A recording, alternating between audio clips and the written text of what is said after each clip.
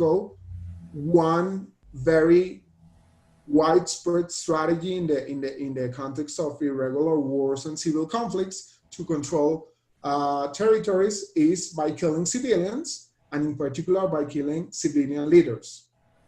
So our explanation of the sort of exacerbation or the increase in the rate at which social leaders are being killed in the country is because of this opportunity for other armed groups to try to dominate these territories. The government failed to bring the state to the territories that were formerly controlled by FARC. Pues la situación actual de los... es decir, Colombia lleva un conflicto social y armado de más de 60 años. Parte de ese conflicto tiene origen, o la gran mayoría de ese conflicto tiene origen en un problema de disputa de recursos naturales por parte de compañías multinacionales que desde el siglo pasado están extrayendo recursos como petróleo, carbón, oro, y eso ha originado que el conflicto permanezca en el tiempo y hoy se vuelva mucho más grave, pero básicamente estos líderes se oponen a que entren las compañías multinacionales por los desastres que ellas hacen en la comunidad, ¿no? Entonces generan violencia, generan miseria, expulsan a las comunidades de sus territorios.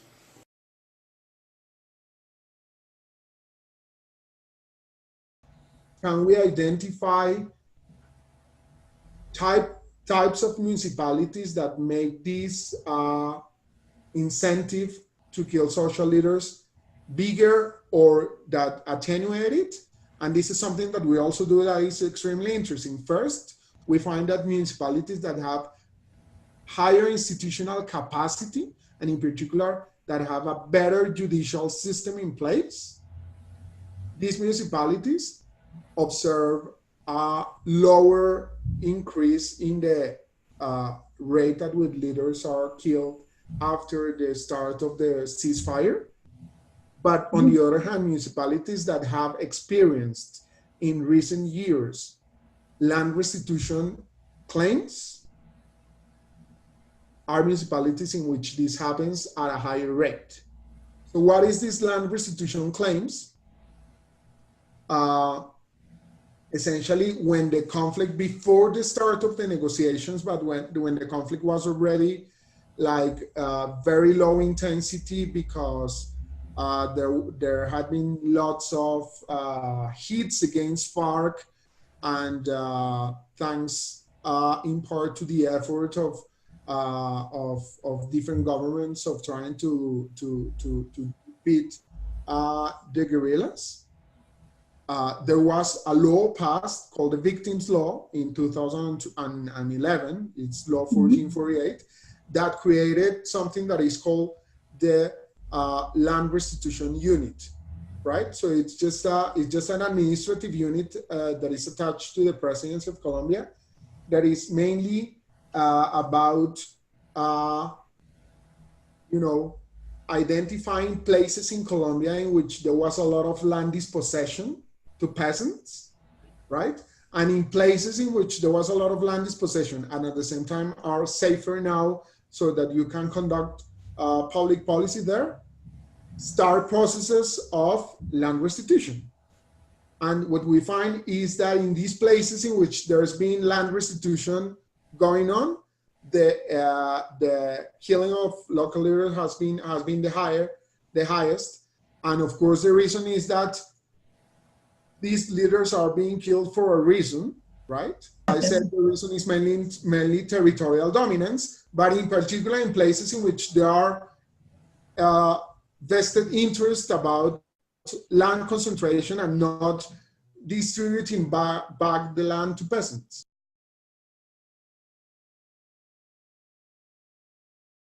Well, I mean, that's a really interesting question. I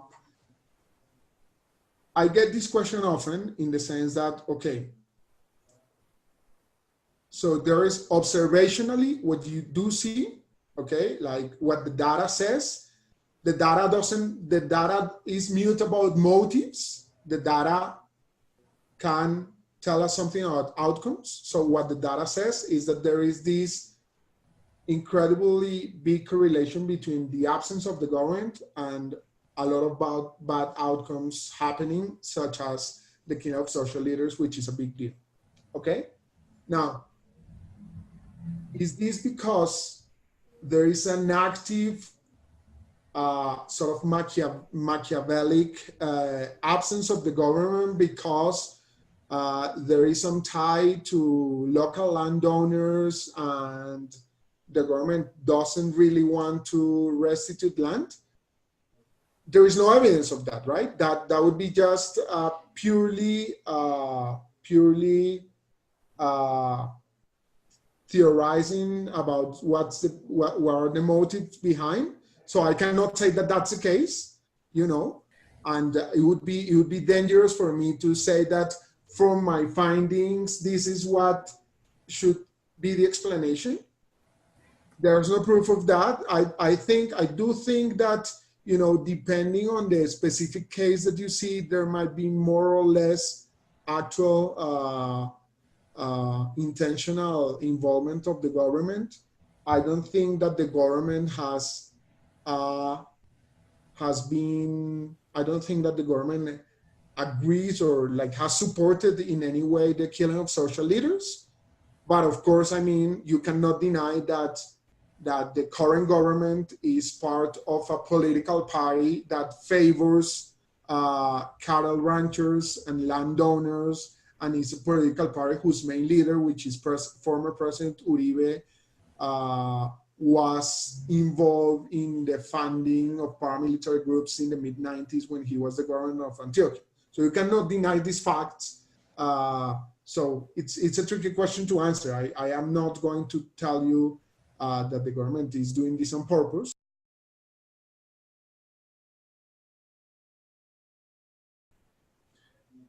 I don't think it's backed by the government actively, but I think the government is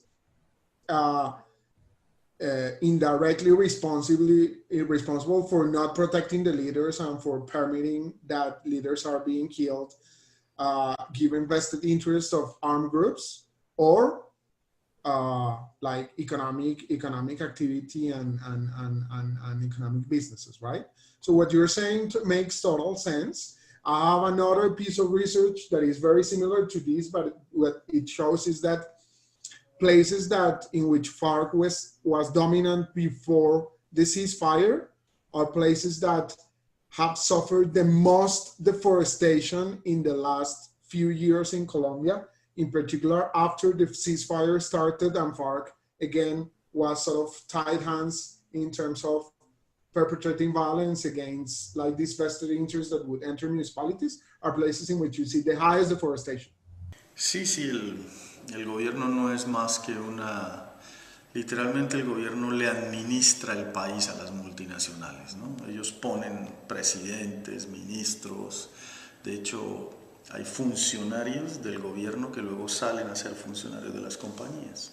El otro tema es que Colombia tiene un estado totalmente manejado por las multinacionales.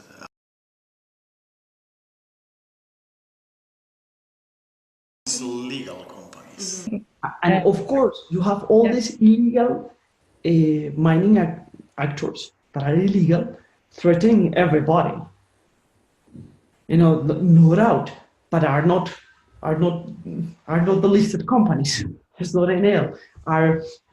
What you have is a lot of equipment with a big damage to the environment, using a lot of how do you call that, mercurio, and destroying the natural resources and destroying the actual mines, because of course they, and you have the prosecutor sometimes trying to size those equipment, those machines, and destroying the machines, but at the end of the day they make a lot of money, so they are able to buy new equipment, bribe all the authorities from the borders to the areas in which they are mining, and control the municipalities with fear, of course, to be able to continue the illegal mining. There's a guy that was captured, put in prison, I think that during the weekend, that was a leader from the illegal mining activities.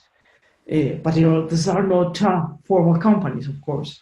Are companies that are not paying royalties, are companies that are not exploiting with permits. They don't have any environmental permit. They don't have any mining license. They don't have, they go there, they put a bulldozer, and they build a mine out of any regulation.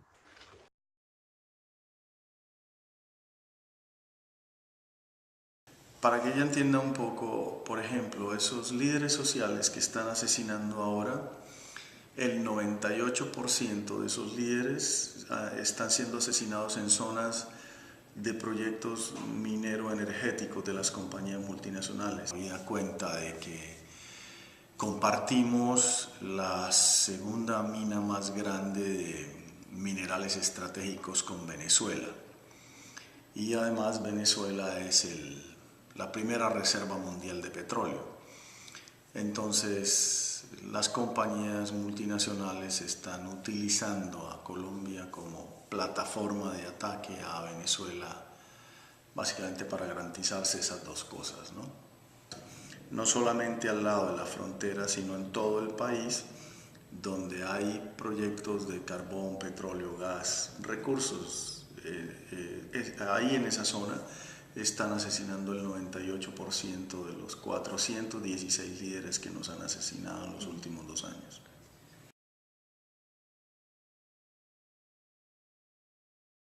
For example? I'm not absolutely sure about it.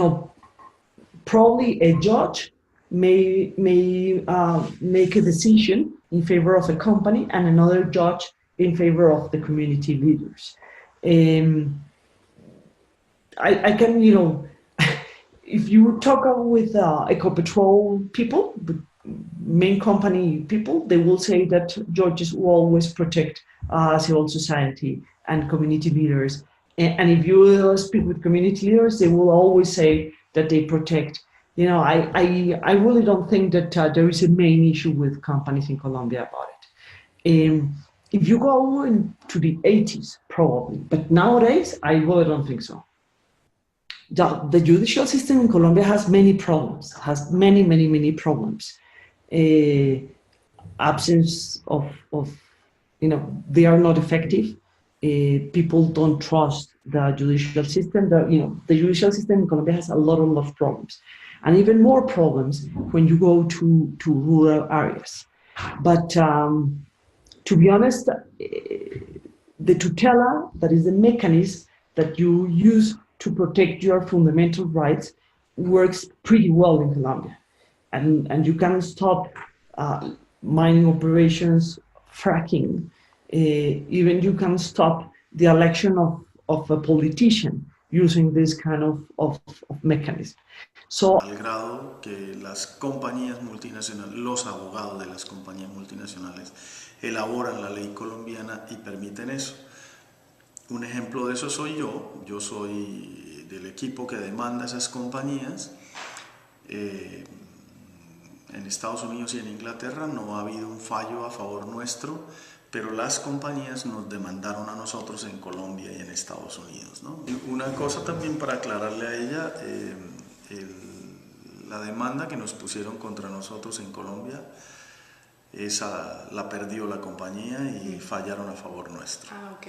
Sí, que me prohibía, que tenía que pedirles perdón, indemnizarlos y no volver a hablar sobre la Drummond.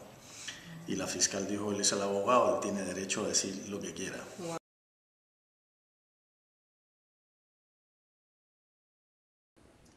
I don't know if you have heard the case of Drummond, an American company, a coal company.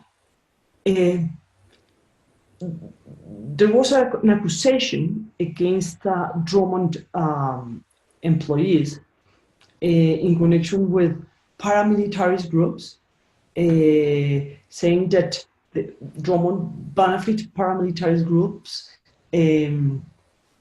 affecting some social leaders and even helping the paramilitaries to kill some.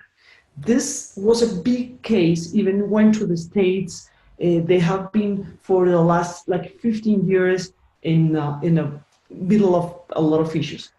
At the end of the day, looks like paramilitaries did that. There is no any evidence about the link between Drummond and paramilitaries. I don't have any. I don't know anything about it, but the discussion was open, and the litigation was in place, and even all the big heads of Drummond, that is an American company, were exposed to the litigation. So this is a way in which I can show you that sometimes there have been cases. This was early 90s. The facts were in early 90s. Mhm. No, early 90s, no, 90 something, 96, something like that. But there was an open discussion about it.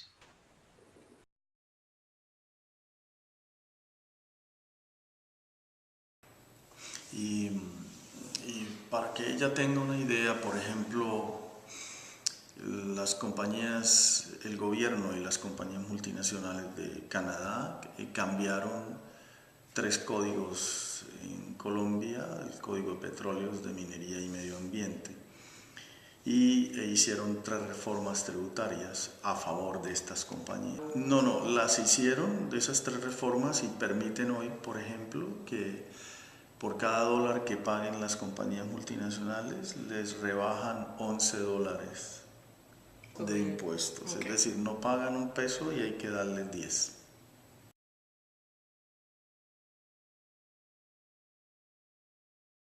Sí, la experiencia de nosotros es que con esos casos de compañías que hacen ese tipo de cosas te pongo un ejemplo, Coca-Cola, le metimos una demanda en Estados Unidos por asesinar 8 sindicalistas en Colombia. Cuando le metimos la demanda, le hicimos además un boicot y a partir de ahí jamás nos ha vuelto a asesinar un sindicalista. Eso es un resultado concreto. La demanda se le puso y eso es una presión legal, pero a la par se les metió un boicot mundial de consumo aquí en Canadá, en Estados Unidos, en Inglaterra, y tuvo mucho apoyo y eso presionó a la compañía para que no siguiera haciendo lo que estaba haciendo en Colombia. A lo que nosotros venimos acá, por ejemplo, ¿no? De que presionen estas compañías, porque para ponerte otro ejemplo, la compañía Chiquita Brand, ella está acusada de haber asesinado 11.147 personas, 11.147, y de producir 1 millón de desplazados forzados. Entonces, la respuesta nuestra es demandarla y ahora le vamos a lanzar un boicot mundial, que esperamos que ellos nos colaboren y tú también.